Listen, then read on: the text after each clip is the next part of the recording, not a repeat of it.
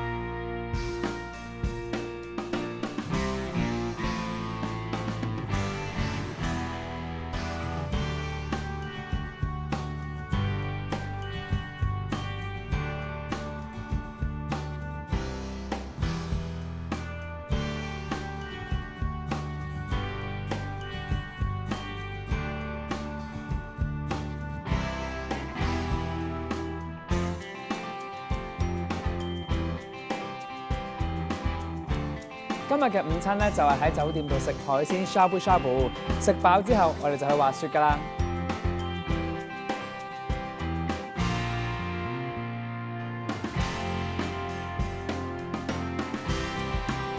北海道係滑雪嘅勝地啊！今日見到我呢一身嘅裝束，就知道我哋會去滑雪啦。我哋會有半日嘅時間喺北見滑雪場呢度享受滑雪嘅樂趣㗎。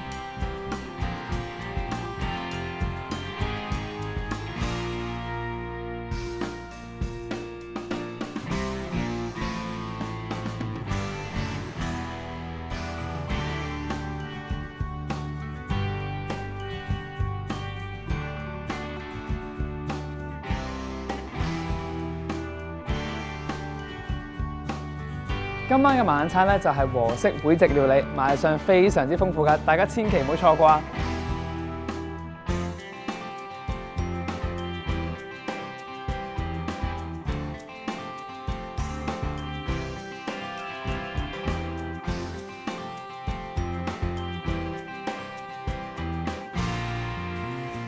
嚟日本就梗係要疏乎一下㗎啦，食飯嘅我就會選擇嚟浸翻個露天風呂。喺寒冷嘅天氣下浸翻個溫泉，上半身就凍冰冰，下半身就暖粒粒，感覺真係好舒服㗎。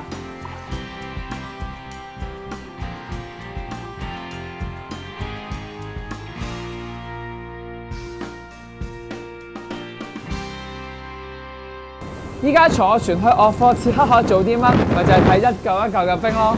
每年嘅1月到4月係坐破冰船嘅季節，大家可以感受到破冰嘅威力㗎。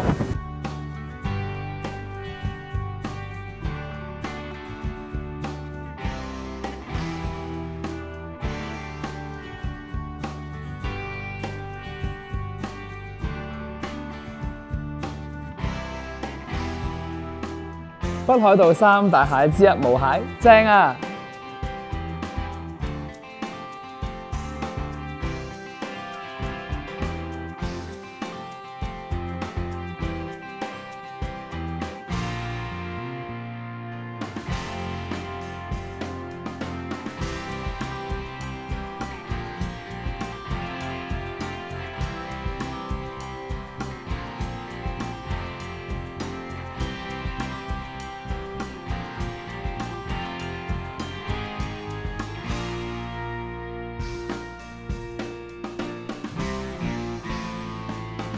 揸電單車大家就可能試得多啦。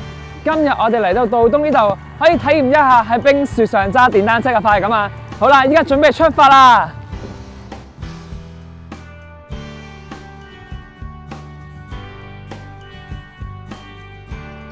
喺冰雪世界揸完電單車之後，再嘆翻杯熱辣辣嘅牛奶，真係要講翻句愛し。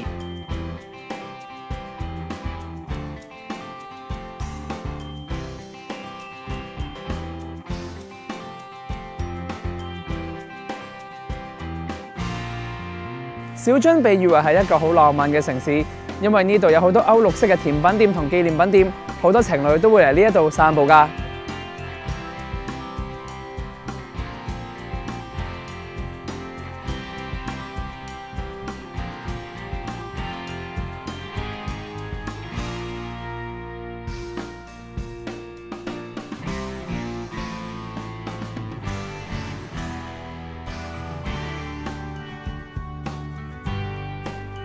小津呢一間音樂盒專門店啊，入邊有過百款唔同嘅音樂盒，而且佢嘅音樂仲可以自己揀添。